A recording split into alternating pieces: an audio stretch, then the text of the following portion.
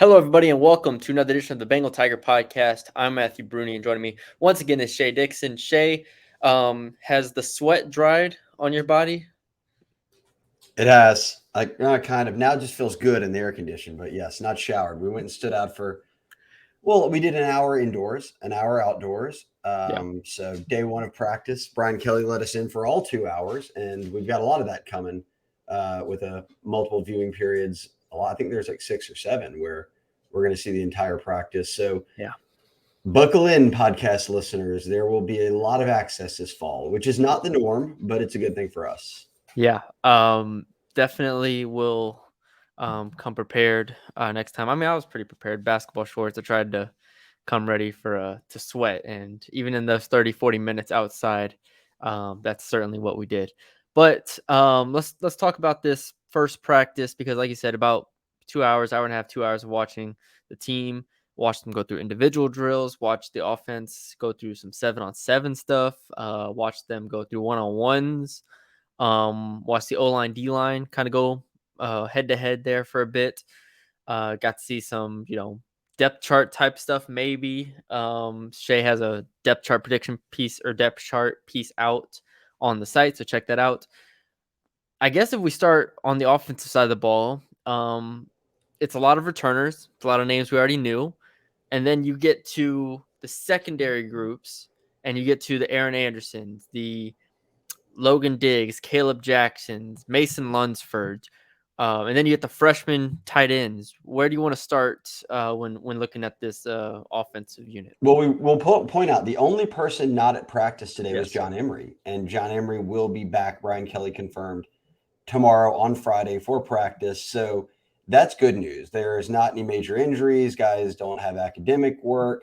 And to me, that speaks to the foundation Brian Kelly's built, not injury wise. I mean, yes, strength and Mm-hmm. conditioning staff has got them in great shape and everyone looks good. But academically, everyone was out there to start fall camp with Emery now being there on Friday. So good news there. I will say that, look, we're gonna have so many podcasts on fall camp. It's gonna last a few weeks, so we can dive into the weeds on all these positions at a later date. We're not gonna skip over anything and never get back to it, but I can move past quarterback quickly. Jaden and Yeah. Nasser are your 1-2s, and when you look at the wide receivers, it was exactly what we expected.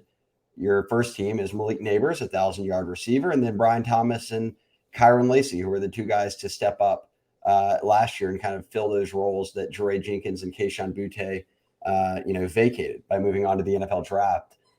You're right, the second team, and we talked about this on the podcast and in some written stories, but they signed 4 high school receivers, right? And now we look at there's a crop of returning guys, Matty B, whether it's Chris Hilton, Landon Ibieta, Aaron Anderson, who's now not returning, but he's a sophomore. He's a redshirt freshman out of Alabama.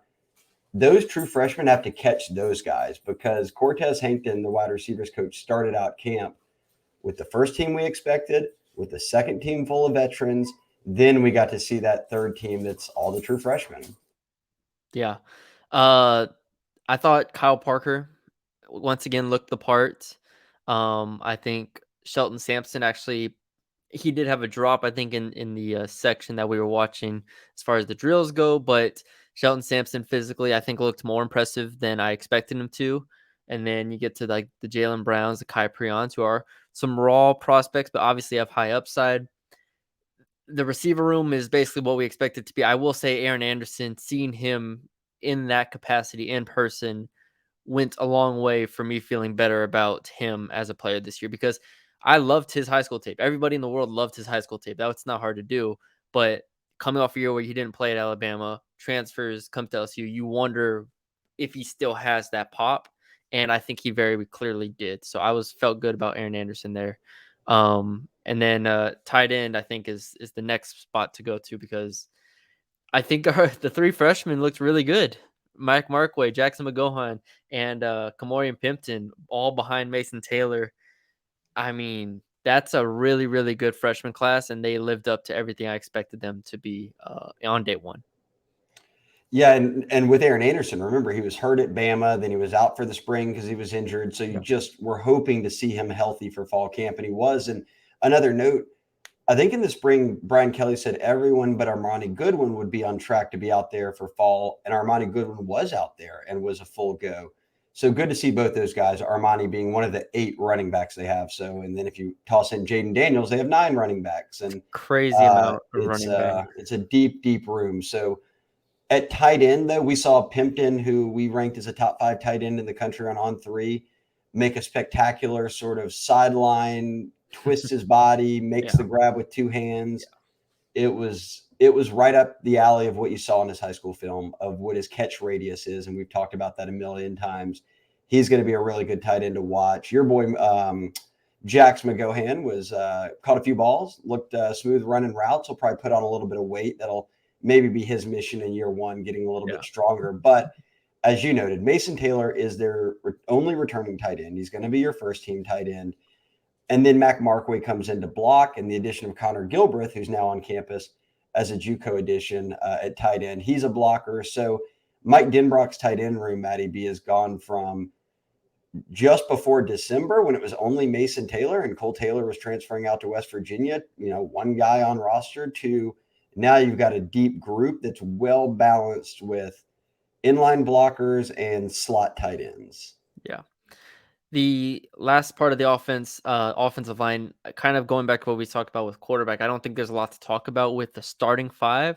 But after that, I think there's a lot of, I don't want to say uncertainty, but a lot of ways that this could go, right? Zalen's Hurd came in, rotated in with the second group, and the third group, same thing. Mason Lunsford, DJ Chester, Tyree Adams, like Kimo Macagnole, Marlon Martinez. There's a lot of names there, but if you are to put them in a depth chart, it feels like that could change in 2 weeks. And Brian Kelly kind of said that when asked about the Charles Turner and Marlon Martinez battle. He was like, look, we're going to give the returning starters and the returning players the benefit of the doubt early on. We're going to give them plenty of opportunities to show what they have, how much they've improved, so on and so forth. But there is a point in this fall camp. I don't know when that will be. He said 5-6 practices in. There will be a point where we see, okay, is Zalen's Hurd actually able to start this year? Is Kimo Macagnole actually able to start this year? Mason Lunsford, like that's the point that we're gonna have to reach, and that might be, I think, probably in like a week or 2. But once we reach that point, then we'll know, okay, this is where we are. Because last year, if you remember, that's when Garrett Dellinger stepped in. It was like, all right, 2 weeks before the first game, Garrett Dellinger as center, and it didn't work out, but that's what they did. So when you look at the offense as a whole, that's kind of the feeling I have. Like that's the feeling I have with Logan Diggs, Mason Lunsford, so on and so forth. But especially on the offensive line, I just have no idea how exactly that's going to shake out. Yeah, and Will Campbell's back at left tackle. No one's taken his Yeah, job. Emory Jones was at right tackle today. And then the 2 guys we knew would be at guard, Dellinger and Miles Frazier, both started there last year. I know Anthony Bradford was a starting guard, but when Dellinger wasn't hurt, he was getting in there. Those guys both rotated at left and right guard. So they kind of kept already doing a little moving back and forth with 2 experienced guys. And Charles Turner and Marlon Martinez rotated in and out with the first team at center. Charles Turner, though, getting the majority of those center reps. We saw DJ Chester getting some center reps with the third team. He's a true freshman, 4-star. They signed out of Georgia. And I think that the 2 big questions people had were, A, you signed one O-line transfer in Mason Lunsford out of Maryland. Where does he fit in? He was at backup left guard. yeah, So he's an interior guy, could probably play either guard spot. And then where does 5-star Zalen's Hurd fit in? And he worked as the backup right tackle, as you noted, with second and third team. So they're giving him a lot of reps. I think people are just curious if he ever moves into that right tackle spot, meaning Emory Jones moves inside. Emory Jones isn't coming off the field. I firmly believe that. So how does a 5-star freshman work his way into the starting lineup? TBD, I guess. We don't know yet, but we saw it happen with 2 guys a year ago. Granted, they've got more depth now, Matty B, but yeah. Hurd is one of their more talented players. So I think as time goes on, we'll start to see a little bit more from him. Yeah. Before we move to defense, the most impressive things I saw today were Kamorian Pimpton's catch. I think Garrett Dellinger had one really, really good rep. I think it was against Mason Smith on the defensive line when they did the O-line D-line battle. Actually, Landon Ibieta had a one-handed catch I was very impressed by. I think he had overall some really good reps. And I think Noah Kane, he got a lot of the first team reps. I don't know if he'll, I don't believe he's the best running back on the team, but he did get a lot of first team reps, and I did think he looked pretty spry in his run. So those are probably the names that if I had to pick like 3 or 4, I'd say. Yeah, and also look, a guy who spent his entire senior year of high school, very much like Mason Smith, Caleb Jackson, a running back 4-star they signed, got injured on the first drive of the game in Liberty's first game of the season, and he missed the whole year. Then we saw him dropping a bunch of 10-6s and 10-5s on the track in the spring, and it was like he's fully healthy. When we saw him out there today, it was like, man, he's got a little burst to him, and he's Yeah, a one-cut back who can hit the home runs. So it'd be interested to see what his camp looks like, and if he can't get a few touches here early on in the season. yeah. Defensively, this is where it all just you just throw it into the fire here because the amount of competition and the amount of changes I want to say on this depth chart is really fascinating here. And I want to start on the defensive line because we saw Jacoby and Guillory get a lot of first team run with Mason Smith. I theorized this, I think, in the spring initially, but I kind of just put it away because I'm like, you have Mason Smith, Mekhi Wingo. Of course, you're going to start them both. But my theory, and I think a lot of people's theory, was Jaquelin Roy was a nose guy. Like he was a true defensive tackle that like was there for that purpose. And Mekhi Wingo and Mason Smith are not that exact role type of players. Jacoby and Guillory is. Jordan Jefferson, I think, a little bit more is. I think you get to Jalen Lee. I think Jalen Lee is. So I'm interested to see how they work that out on the interior because a lot of people, when they perceive this LSU defense line, it's Mekhi Wingo, Mason Smith as your interior guys. I could be a lot more of one of those guys with another one of either Guillory or Jefferson, or Lee or so on and so forth. Like that could be a rotation we see a lot more coming into this year. And I wasn't sure that was how it was going to work out, but that's what we saw a lot of today. Yeah, they went multiple on a few looks, and Yeah. Jordan Jefferson worked some, and he's coming in from West Virginia. He's played a good bit as a transfer. He worked behind Mason Smith a bit. As you noted, you've got Guillory is a true nose. Jalen Lee, we saw work there. Fitzgerald West, we saw work Yeah. there. So they have some nose tackles. Mekhi Wingo is back out there. Obviously, he was just so massive for them a year ago. Yeah. And then that end spot, Savion Jones is someone everyone thinks is going to have a breakout season. He was a 5-star on 3. He's now in his third year with the team. Yep. So you expect him to take that next step. And in the same light, you want Quincy Wiggins to take that next step. And now that he's healthy again, he was running second team behind Savion Jones at end. So, and we're not even naming everybody. They have a lot of depth on the D line right now. How it all shakes out, we'll see. But it's a position they were not in a year ago when Mason Smith got hurt, and basically 2 to 3 guys carried them the entire way. So good to see the depth. Brian Kelly talked about that. Look, we're deep on the O line, the D line. Like we've got guys now, and I think that matters in the SEC, especially to win in the trenches. Yep. And we can toss the jack linebacker spot in there, the edge role, which we saw all spring was Ovie Ogofu out of Texas and Braden Swinson out of Oregon. Ogofu was still kind of getting those first team reps. There was a third guy, Jackson Howard, in the spring, who also was getting the edge rusher reps, a true freshman, early enrollee. The big question becomes Deshaun Womack's healthy now, and he was their highest ranked signee. He's a 5-star. You look at him out there and you're like, that dude's going to play somewhere. Same way with Quincy Wiggins. You look at them physically Quincy was and you're good. like, yeah, you can't. It's tough to keep them off the field. Good problem to have. You can rotate, you can play, you can them, in kind of different spurts and bring guys like Womack along slowly if you want. But one thing for me, as we discussed D-line, as fall camp goes on, I want to see what Womack's role is because we can't tell anything from day one. He wasn't repping first or second team, but 30 days from now, I don't think that'll be the case. Yeah, there's Savion Jones should be the best defensive end on this team, and he should be able to hold that starting spot down. But man, the leash is not very long right now because that is arguably the most talented, like singular position on the entire team. Well, if Womack does play D end, all 3 of them were 5-stars on 3. That's 3 DNs who are 5-stars at the same spot. So again, good. If it's a problem, it's a great one to have. Exactly. Looking at linebacker, it was a lot of Perkins, and then And by a lot, we want to say this. When they rotated first and second, Perkins doesn't even come off the field. He just stays in. they just rotated Penn and Spates really. Greg Penn and Spates rotated the other two. I turned to you and I said this. I was like, Greg Penn, as whether people like him or not, he's going to be a big part of this team. Like he is going to be a massive piece of this defense. I'm not saying he's going to start over Omar Spates. I think it will be Spates and Perkins, but Greg Penn will get a ton of snaps this year and put up probably again like 50 plus tackles this season. Yeah, even if he's not the starter, like I think he's going to be that important. And we didn't see Harold Perkins play any other position besides inside linebacker, but I do still think that there will be those situations where he does move outside and 100%. Penn steps in. 100%. And I think that Matt House is smart enough to know how to get creative with him. But Matt House has said all along, I want him to come along as a linebacker. I don't want him to just be an edge or a gimmick piece or whatever it is to get him on the field. I want him to really understand the linebacker role because that's what his future is. But they will move him around a good bit. And then the Weeks brothers kind of got in there right after that first group. We saw West play a lot last year as a second teamer.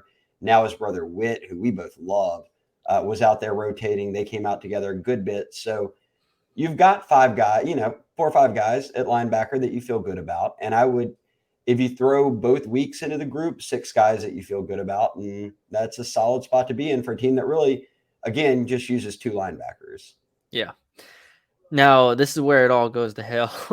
The secondary, More so Greg. at corner than safety. Yeah. Okay. Yeah. Safety. Okay. Safety. Let's start with there. Greg Brooks and Major Burns, I feel good about. Andre Sam, after watching today, I feel really good about. Like those 3, I feel good about. Then you throw in Javian Toviano, who could play nickel or could play safety. And that's why I asked Brian Kelly that question about the versatility between nickel and safety, because it feels like half of these guys can play either position, right? It feels like Sage Ryan, Jordan Allen, Javian Toviano, and Greg Brooks can all play either one of these positions. And because of that, you look at it, we were like, all right, is Greg dropping down? Is Jordan dropping down? Is Jordan at safety? Like we were trying to figure all that out. But at the bottom line is I feel a lot better about this safety room right now because of guys like Andre Sam and Javian Toviano and Jordan Allen, I think even to a degree. We didn't get to see much of Langlaw or Kylan Jackson, but I still think those are nice depth pieces. Yeah, and Langlaw was out there with the first Yes. and second team group. They'd kind of split them up at one point in practice where first and second team rotated in, and the other guys, a lot of the younger guys, were on another field. And Toviano, Langlois, as you mentioned, Jordan Allen, those were some of the younger guys that were part of that group there. Langlois just has been injured 2 years in a row. But at safety, yeah, you return 2 starters in Brooks and Burns. I will say in the 20 minutes we talked to Brian Kelly, our boy Matty B got the only very good question response from Brian Kelly when you asked about that. And I think that it's an obvious big piece. And he said, look, it helps us to also play a 3 safety look. I mean, we Yes. have a chance to do that now because of how versatile some of these guys are. We're not surprised by it. We said this all spring. The buzz was there this summer, but Javian Toviano is going to play as a true freshman. If he starts, I don't know about that. Right now, the starters are veterans. They're Greg Brooks, they're Major Burns, and then at nickel, it's Sage Ryan. But he was in there rotating a lot. So of all the freshman DBs, Toviano is the one to start out with by watching. Yeah. And then at corner, Who if you knows? who knows? I was just asked on the radio. It's like, what's the biggest competition? Try to throw out a bunch of names there, but at the end of the day, it just comes back to the cornerback position because I will say Zy Alexander, if you give me a pencil, I can write in Zy Alexander, I think, as one of the starters, which was my expectations going into the spring. I think he got the most first team reps. I think he got the most reps against like Malik Neighbors. I think he embraced that competition. So I feel good about Zy Alexander there. Again, in pencil. I A lot agree. could change in a month, but in pencil, he's there. After that, Deuce Chestnut got a ton of first team reps. Denver Harris went out there, rotated in. LaTerrence Welsh also got a lot of snaps, I think, with the second team mostly. J.K. Johnson went between the second and third team a lot. That's kind of where we're at with the other cornerback spot or even cornerback in general. And I think a lot of people are still, including myself, are kind of holding out hope that Denver Harris steps up at some point and becomes a bona fide starter on this team. Because if not, I still feel fine about the cornerback group, but if Denver Harris isn't what we thought he could be, it does lower the ceiling, I think, for like a potential like, oh, Denver Harris could be an all SEC caliber player. I don't think there's one of those on this team, if not him. He was a midseason All-American as a true freshman last year before he then got sat on the bench and didn't play the rest of the year due to suspension coming in from A&M. But Yeah. we saw him make a play. Shelton Sampson got past him on one, and he went and tracked down Shelton. And right when he caught the ball, he grabbed him and ripped it out of his hands. So Yeah. you see those flashes from him. I'm not surprised at all if they're challenging him and not letting him just get first-team reps right out of the gates. They did the same in the spring. I think they want to kind of dangle that carrot in front of him and make Denver continue to chase it and prove like, hey, I want this. I'm with you. I thought that Zy Alexander coming from Southeastern, making the jump from FCS to the SEC looked the best to me. And that was kind of one of my big question marks. J.K. Johnson didn't even get in with the first two teams. It was LaTerrence Welsh who got in there. And then I believe it was, I have it written down. Yeah, Denver Harris. So Zy Alexander and Chestnut, and then Harris and Welsh. Yeah. And again, this is a team that plays cornerback wise boundary and field corners. So we all thought Chestnut would be a nickel, but he did play some corner at Syracuse. And how does he fit in? Because he wasn't here in the spring, he was injured. We didn't know what he was up to over the summer. Now, all of a sudden, day one, he was getting the first team reps. I just think this is going to change a lot. But I'm with you. I think if I'm betting on it right now, Zy and Denver Harris are your starters. Yeah, that would be my guess as well. I did want to ask you, kind of along the lines of obviously, the big news yesterday was Jimmy Lindsey's situation there. So we all hope and pray everything's okay with him. But as a result of him leaving the team, John Jancic moves to defensive line, and then Bob Diaco moves to both special teams and Jack linebacker, outside linebacker. So they're basically swapping roles there. Is there any, I don't want to say concern, but is that worrisome at all to be moving around 30 days before the first game? No, and prayers up to Jimmy Lindsey, who has been in the hospital, and Kelly didn't want to say too much or about a timeline or what was going on, but just said he will be back, and our thoughts and prayers are with him. Obviously, they knew the guy they hired, their newest hire, coming from South Carolina to coach the D line at LSU. He was excited about that, and then isn't able to be with them on day one of fall camp. But Jancic and Diaco are guys.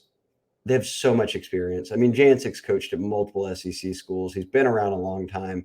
Diaco's coached at a lot of places. Diaco's been a head coach before. So they know ball. And that's really kind of what it's about at this point, is just putting your guys in place, making sure they know Matt House's defense, and trying not to skip a beat while your D-line coach isn't with you. So, again, sad to not see Lindsey there, but I do at least think that they have some quality guys who have coached for a long time that can step in there and fill that void. And you're not really worried about, hey, we're leaning on a GA now to do it. It's no, these two guys have been coaching a very, very long time, and they've moved from, they were brought in as analysts. Now both of them are on the field for the moment, and we'll see how it ultimately unfolds. But yeah, I don't think it's that big of a deal.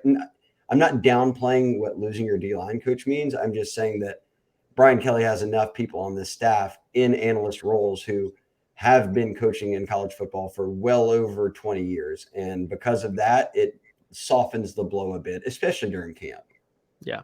I will say also with special teams, it was supposed to be a all hands on deck approach anyways. Yes. So even if Jancic has a smaller role in the special teams, I think it was always going to be every single coach was going to be involved and invested in it, because we saw last year how that turned out when things go wrong. So yeah, I'm not too worried about the special teams. And we will say we should close with that too, because that was one of the biggest talking points of last year. Now, kicker Damian Ramos is who we expect to be the starting kicker again. Nathan Dybert's obviously pushing him as a second-year guy. Bramplett's back as the punter. He was one of the better punters in the SEC a year ago. He's expected to be the same this year. You've got Peyton Todd behind him as a multi-year guy. So you've got experience at both spots now. And certainly with Ramos and Bramplett, you're returning two starters. We didn't see any kickoff stuff today, so who knows what they're doing there. But punt returner, as you noted, was something last year that was an Achilles heel for this team, and they just couldn't get it figured out until basically Greg Clayton saved them by just being able to go back there and catch the football. And we saw four guys, and I'm not surprised by the four we saw. Greg Clayton was one of them. Greg Clayton was the guy who started there last year at punt returner. Javen Nicholas was one of them. Javen was a guy we saw in the spring as a punt returner. But I thought it was interesting. Now that Aaron Anderson's healthy, he was one of the punt returners. And now that Kyle Parker's on campus, a true freshman, he was one of the punt returners. If I'm betting on it, which I'm not, I would put the odds on Anderson because it just felt like when you went and brought him back home to from New Orleans guy, but from Bama, it wasn't just to play receiver. It was to help fill this void. And for those that know what he did in New Orleans as a high school player, he scored nearly 20 touchdowns on punt returns. So he is absolutely electric. Tough to bring down because he's a smaller guy. It's not like he's a 6'2" guy that you can get your hands on. That would be my betting favorite, but it's clear they've got 4 guys back there that they will give a chance to. Yeah. Greg Clayton is a nice fallback piece again, just catch the ball. If they go this whole season without fumbling a punt, muffing a punt, then it's a win. I thought Greg Clayton made some nice plays at receiver today too. I don't want him to be forgotten about after he transferred in from UTSA and sort of bailed him out of some rough spots on special teams a year ago. So I will wrap with this. I asked Brian Kelly this. I just asked if there was a position he considered a weakness last year that now he thinks is a strength. And he kind of laughed and he said, when we got to fall camp last year, everything was a weakness. But he made it more broad. And I agree with him. I'd like to go do the numbers and count it. But he said now, compared to where they were a year ago, the number of guys they have on the team who have played in the SEC, who know what it takes, who've been through a whole season, takes them to a new level. And obviously, they leaned on so many freshmen last year, transfers. All those guys are back. The majority of them are back and out there. So I could do the count. I could even go through it in my head. But when it's settled, I bet 75% of these guys who start will have played SEC football before. And that's a big bonus. 60-70%. They have a lot of transfers. If you include Ovia Gofu of Texas, that's not SEC technically yet, but it's up there. It's a very high percentage. It helps when you return your entire offensive line, 100%, and quarterback, and all your receivers basically, minus Boutte and Jenkins. So it seems to me early on running beyond running back, which they have 8 of them, and 9 with Jaden. Who knows what they're going to do? But the offense is kind of straightforward. You know what you got. The defense is where we really think there could be some shuffling around, specifically on the D-line and in the secondary. So that's kind of just at least an early feel after day one of watching for a couple of hours and just knowing what the roster is. Yep. Like Shea said, we'll have plenty of viewing opportunities throughout the fall, which is unique, which is really good for us to be able to get a better handle of this team and get on this podcast and know what we're talking about. So we are a month away from September 3rd, kickoff against Florida State. Football season is here. Fall camp is here. Brian Kelly and the LSU Tigers are back with the expectations of competing for the SEC championship and potentially for a playoff spot. So yeah, that's all we have for y'all today. Hope y'all enjoyed the episode. Leave us a 5-star rating and review. Leave us a like, comment, share, subscribe. And we'll be back with another episode soon.